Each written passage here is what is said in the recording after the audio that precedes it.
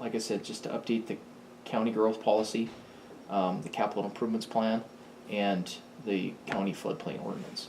So the budget that we had for the project was a total of $50,000 was the total budget.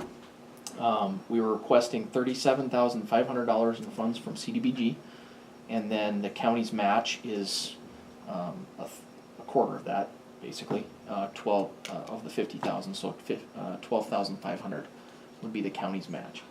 My understanding is that the planning board has been working quite a bit on the growth policy, but from discussions last year with Nicole, it sounded like they were kind of almost at a standstill somewhat. They weren't quite sure how to finish it, how to take it to the finish line, and so what we need to do is just basically take what they have now for what they have for updates, update all the research pieces of it, do all the public participation parts of it, public meetings and things like that that are required by the state, and then basically get that in front of the commission for approval. This capital improvements plan, it's been a long time since you guys looked at that. I think we did the joint county city one in 2009? 2011. 11, okay, Yeah. sorry. The work So- was in 10. Right. So it would be a good idea to just do that at the same time. You can basically knock the public participation part, you can do at the same time as the growth policy, so you're almost getting a 2-for-1. You're getting the benefits of that public participation project for two documents. And you've got projects that you've completed. You've got projects that we're working on currently. Goose Bay, the Deep Creek Bridge project. We get all that stuff updated in the capital improvements plan, and then get new projects that obviously we have a new commissioner. That would probably like to have some input into capital projects for the county as well. So, and then the floodplain ordinance just needs to be updated to the current state model regulation. So, I guess that's about it. I can answer any questions. Can our 12.5 thousand be in kind, Or or is that cash? That's a good question. I would have to call and talk to CDBG, but I believe it's cash match. Okay, it's still not much for what we're. Yeah, I believe it's needing. cash match. Essentially, what you have to show at the end is that the invoices that you paid out. So essentially, if you got funded, you would have to go out for RFQ for planning services, right? So it's a requirement, even though we're already your engineer / planner kind of. CDBG requires that. It's a federal requirement. It's a HUD, Housing and Urban Development requirement. So you would have to go back out for RFQs for the project, and then once you selected that planning firm to assist you with it, then they would pay their half. Once you have the draft documents done, you submit the draft documents to them, and you get half, and then at the end they would pay the rest once they see the final documents and they see that you've paid your match. Can you explain why the growth policy is important to a county? It's important on several levels. Number one, as we've heard in numerous meetings at commission meetings, Broadwater County is one of the fastest growing counties in the state. Okay, and it's always a good idea to continue to keep your growth policy updated. It helps to track progress for land development. It pinpoints areas of concern. It provides information in the growth policy that the planner can review a subdivision against. State law requires you have a growth policy. You can't review a subdivision basically without a growth policy. And that growth policy lines out your goals and objectives for natural resource development, for land development and growth, for capital improvements. I mean, there is a capital improvements portion of the growth policy as well. It doesn't get into the weeds as much as a capital improvements plan does. It basically outlines your objectives for It just says we are gonna seek funding for bridge replacements, it would be a goal, right? And things like that, and then your capital improvements plans takes it one step further and actually identifies projects that, that you wanna do, puts costs to them, puts a, so you can budget for those and try to put those in a year, like a budget year, for those improvements. The other part of it is that grant applications for TSEP, specifically for counties, mostly TSEP bridge program, require a growth policy, an updated growth policy, or current, I should say, growth policy and capital improvements plan. So especially the capital improvements plan, it has to identify that bridge, or that specific bridge project, and that it was taken through the public participation process.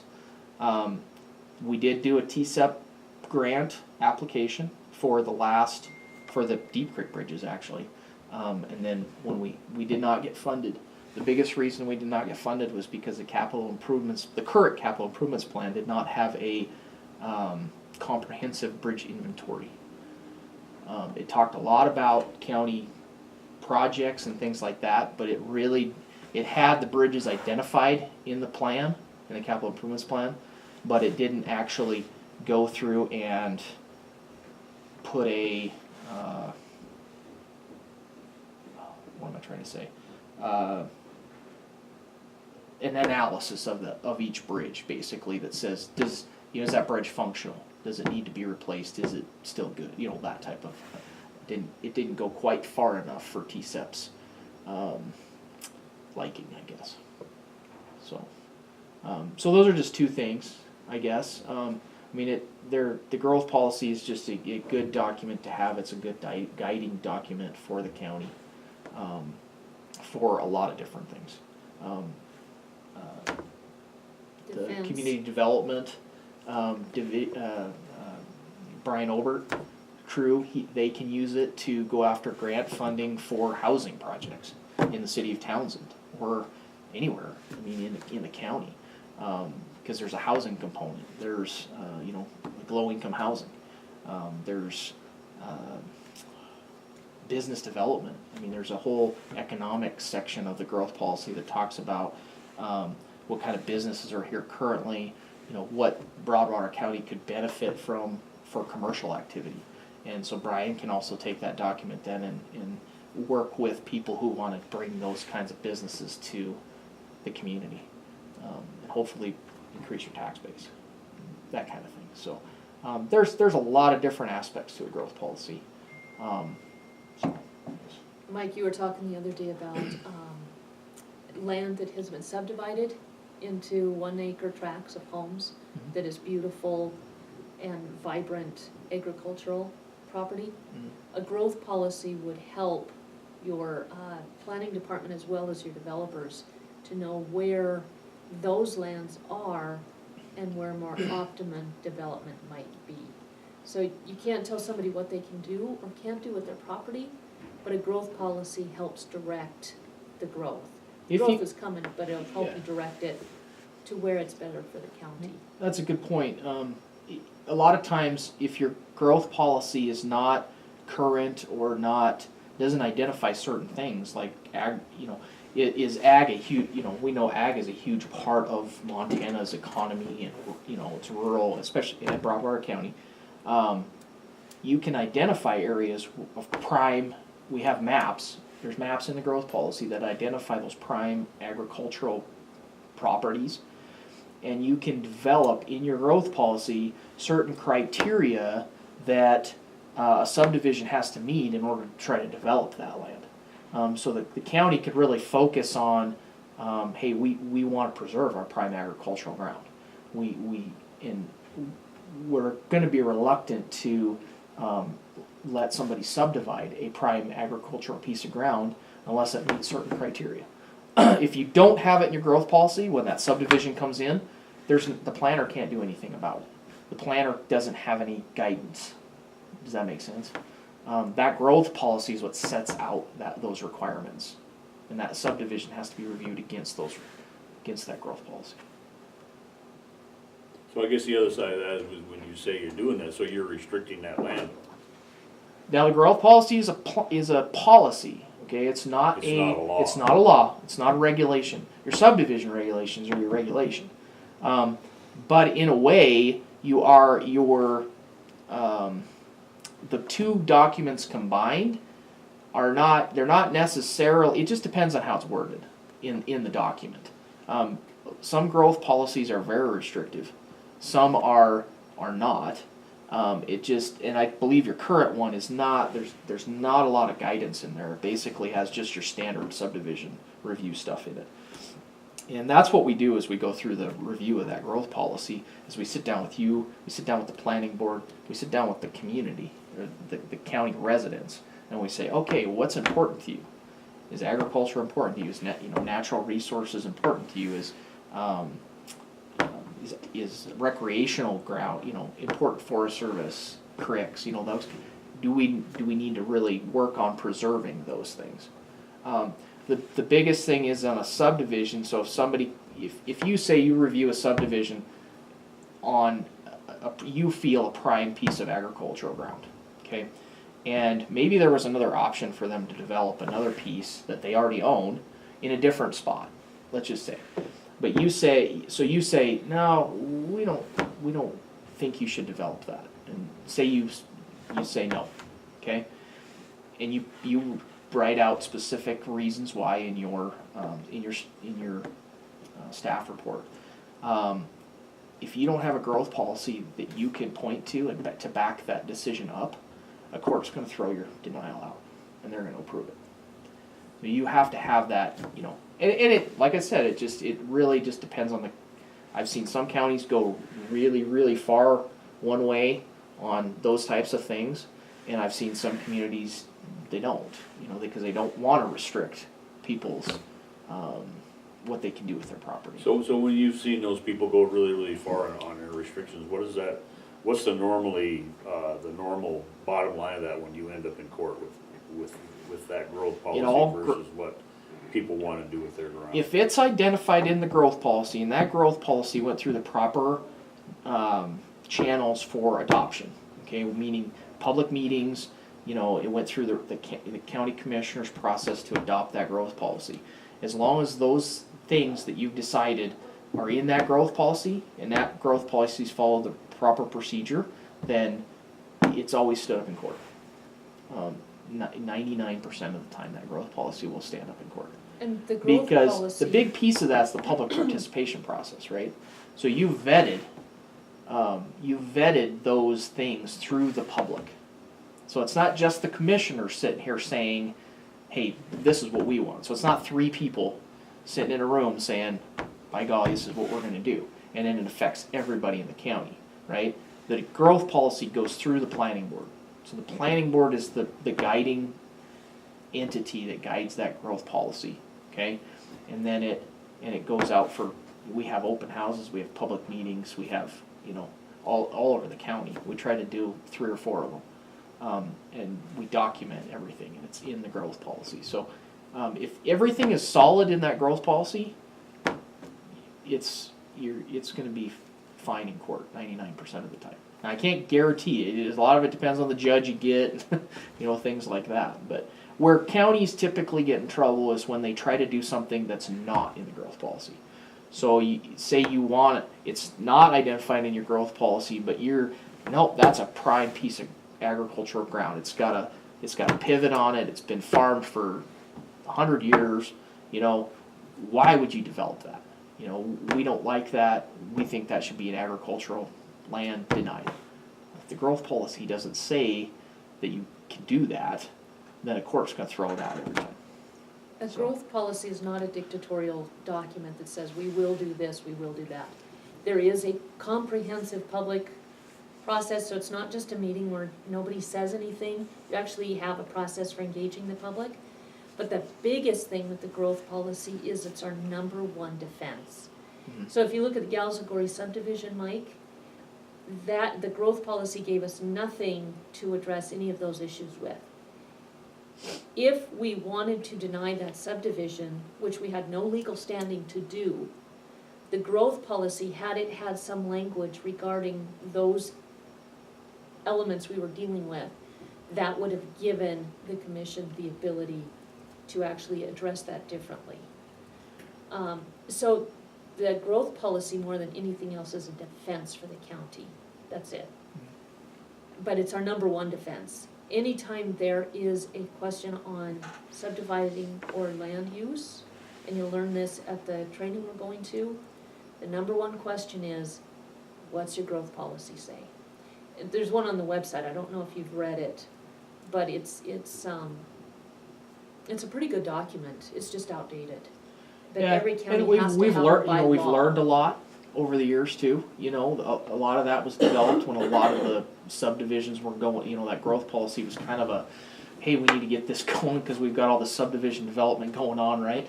And then the housing market busted, and it just hasn't been updated. I think we've learned a lot of things. I think Nicole's learned a lot of things since then. We have about what's going on, you know, the commission, you know, everybody's learned a lot, and I think what we can get this document updated so that it's a lot more usable tool for the county as a whole. Not just in subdivision review, but in everything. Right, So- right. So how old is the county growth policy right now? 2009? I wanna say it's July 2007. 7, that's right, yeah. Yeah. And by So it's law, 10 we years have long. to update it You're every 8 10. years? Five. 5, every It's- 5 years. Oh, really? Yeah, we're state way law out of just says you have to compliance. review it every 5 years. It doesn't say you have to update it. It just says you have to review it. So But do you know where the cities is at? the cities is around that same time period. I don't think the cities updated theirs in a while either. I'd have to double check, but theirs has been a long time too. It needs some updating. Yep. From 2007, a lot's happened. Yep. So the CIP also, Jeremy, is not a come to a commission meeting and sit quietly while we dictate. It is No. we had last time, we went out all over the county Right. to restaurants, to club meetings, to people's homes, and got input that way. Yep. Can you elaborate a little bit on that? Well, I mean, too? it's yeah, the same process. I mean, we have open houses and we have public meetings, and you know, we put out a community survey for both documents. We get it out to the residents either via web. You can go out on the internet and fill it out, or sometimes we mail them out. Even in Blaine County, the one we did up there was we actually sent out postcards in the mail with the school district. They basically put a little postcard in all of the kids' backpacks, and it went out to all the parents. And our participation in this community survey doubled right after we did that. So there's a lot of different ways to get public participation. The community survey is the biggest one. Hard part is getting people to meetings. I'm sure I mean, it doesn't seem like you guys have any problem getting people to meetings, but I think the hard part is a lot of people just don't know what a growth policy is. They don't know what a capital improvements plan is. They don't understand how it affects them. So trying to get that information out there so people understand it does affect them is the hard part. We've been fairly successful with that. On a county-wide level, it's a little harder because you got a lot of rural areas, and so we try to go out, like Laura said, to different, you know, we don't just do everything right in Townsend. Yeah. You know, we'll go down to Three Forks, to Wheat, Montana, and we'll have a meeting, or, you know, we'll go to Toston, or, you know, wherever we need to go, we'll have several meetings. We have maps, that people can mark up on, and we, you know, just have different things available to get public input. But the community survey, I would say, is probably the number one thing. We get the questions out there. We ask what's important to people. You know, what are they willing to live with as far as additional regulation? You know, those types of things. What kind of capital improvements projects do they want? You know, what are they interested in? Those types of things, and then we can. That helps us kind of, I guess, focus on certain things that the residents feel are important. What's your floodplain? Do you have any leeway on that thing? I mean, is that pretty much already defined as what the floodplain is, or is there So process of changing that area. you're talking about the mapping part of it? Yeah. Okay, so the first of all, the floodplain ordinance is just the regulation that regulates development within the floodplain. It doesn't have anything to do with the maps per se. It says, okay, we have maps, we have a floodplain, this is what you can and can't do in the floodplain. And if you wanna develop in the floodplain, this is what you have to do. So it lays out that process, the application process, what you can and can't do in the floodplain, those types of things. The ordinance itself, you pretty much have to follow what the state model is, because FEMA has vetted that, and they've approved that model. There's a few things you can change here and there, and Sean knows more about that than I do, but he's the floodplain administrator. But there are a few things in throughout the ordinance that you can change to fit your community, but there's not much, because it's kind of a federal thing. If you make too many changes, then you would be at risk of your community being pulled out of the money, basically, or the flood insurance program. Now, as far as maps are concerned, of course there's a way to update maps. It depends on the scope of what you're talking about. If you're talking about a complete overhaul of maps, obviously that's a community undertaking. So that's something, you can apply to DNRC for money. You can apply to FEMA for money to do map updates if you think there's a problem. If you're talking about individual landowners, okay, there is also a process that they can go through called a letter of map revision. If they feel like they're not in the floodplain, that they've been put in the floodplain but they're not, they can have a surveyor come out to their property, survey the site, determine what their elevation is, compare that to the floodplain map information. And if it is out of the floodplain, then they can apply for a letter of map revision. And that essentially pulls them out of the flood insurance program is what it does. It updates the map and pulls them out, that area out. Let's see, what else? I think that's about it. And it really depends on what they're planning on doing, on what level a letter of map revision has to be reviewed. If it's just a minor thing, like they're not doing any work, they just want to get their house out of the floodplain so they're not paying flood insurance, then it's pretty simple. If they're doing work on their property, like bringing in a bunch of fill and they want to raise it up, or they're doing drainage crossings or whatever, they can do what they call a conditional letter of map revision, which actually goes to FEMA for review. It actually goes all the way down the chain of command and that kind of thing. So that tends to get a little expensive depending on the work. But that's kind of the two processes. It just depends on if it's an individual landowner or if it's a community effort to revise maps.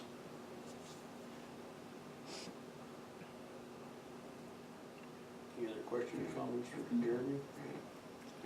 I will move that we proceed with a CDBG grant for updating growth policy, CIP plan, and updating the flood ordinance. I'll second the motion. Moved and seconded. Adopt this, said motion as stated. Any more comment or discussion? We'll do a vote, all in favor. Aye. Motion passed. Do you need a support letter right away? Yeah, I'll get, they haven't come out with their new application materials yet. They're a little bit behind because of legislature this year, and so they're actually not gonna be due, it sounded like, till the end of July now. So we've got a little bit of time, but yeah, I mean, we need to get going on letters of support. So if you could get a new one from Brian, I think he gave us one last year, and then whoever else, the planning board. BCDC. The planning board, we could get a letter of support from the planning board. We have the planner here. Yeah, this would have been good information to have before today, I suppose. I'm a little blindsided by all of this. I can't say for certain that my board would give you a letter of support, mostly because I don't know where the funding is coming from for that 12-5 match. Does the commission have an answer for that today? Probably the same as our plan last year. we were pursuing this, of course, with you last year, so it'd be the same plan. So we'd be using, I would imagine, PILT as the match, Okay. and to get some of the public comment surveys out and fund the meetings and that kind of thing. But yeah, I just think with it being so outdated, this is not something that we can. Well, and the reason the planning Continue to board put was actually aside. taking it on ourselves is because we don't have money in our planning board budget. And as this commission knows, any funds that come out of the planning budget have to be authorized by the planning board because it's actually planning board funds. So that's why I'm saying, I can't say for certain that they would say yes to spending money out of their budget. And we can Okay. provide that Okay. easily. But, I would think the Parks and Rec Board would be a support. Yeah, how many, Chamber of whatever Commerce. you can get for letters of support would be great. Okay, And then, like I said, well, as soon as I get the updated application materials, I'll get the signature page over to you guys right away. There shouldn't be much work to do on the application itself, cause like I said, we already did it. We're just gonna dust it off, basically, get new letters of support, signature page. I'll get the, basically send the same letter that the commissioners have to sign as far as, providing the match and stuff that we did last year. I'll get that over to you too, okay. so. And to what Nicole was saying, that the agenda, this is nothing on you, Jeremy, but it really should say growth policy, capital improvement plan, and floodplain ordinance, so that the public is Sure. fully informed of what we're discussing. Oh, and that's something we really need to work on with our agendas, specifics. So again, nothing on you, it's more to the commission. All right, sounds good. Thank you. Thank you. While we're on this subject and have it on the agenda, I would like to move that the match will come from PILT, so that gives some protection to the planning board so that they know what they're looking at. I'll second that. Moved in second to use, built for the match on this, development deal with, WWC. All in favor? Aye. Motion passed.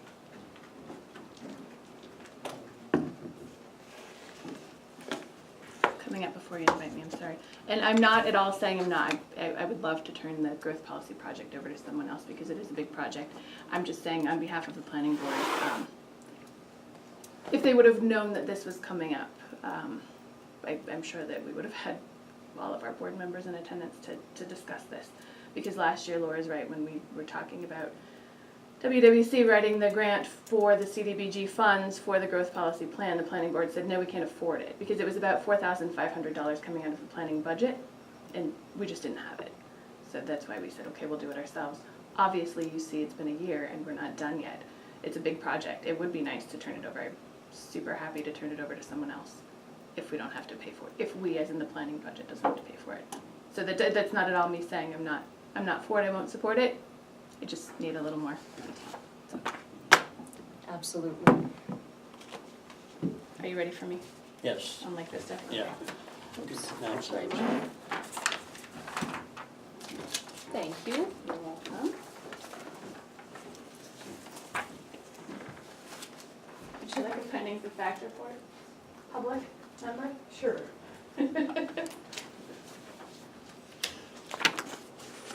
And I would greatly appreciate if you didn't have me read the entire document. Oh, yeah, Bernadette? you're gonna read it.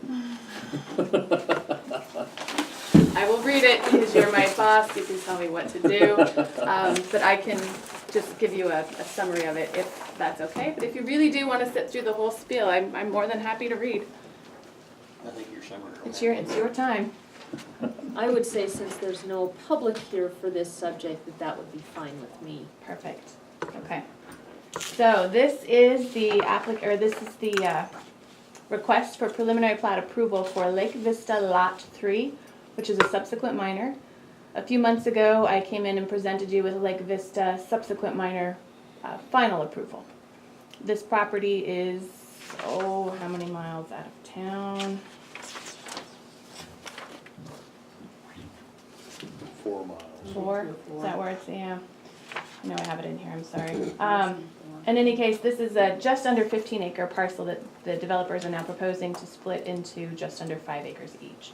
So there will be, I'm sorry, just under 3 acres each. There will be 5 lots out of this 14.92 acre parcel.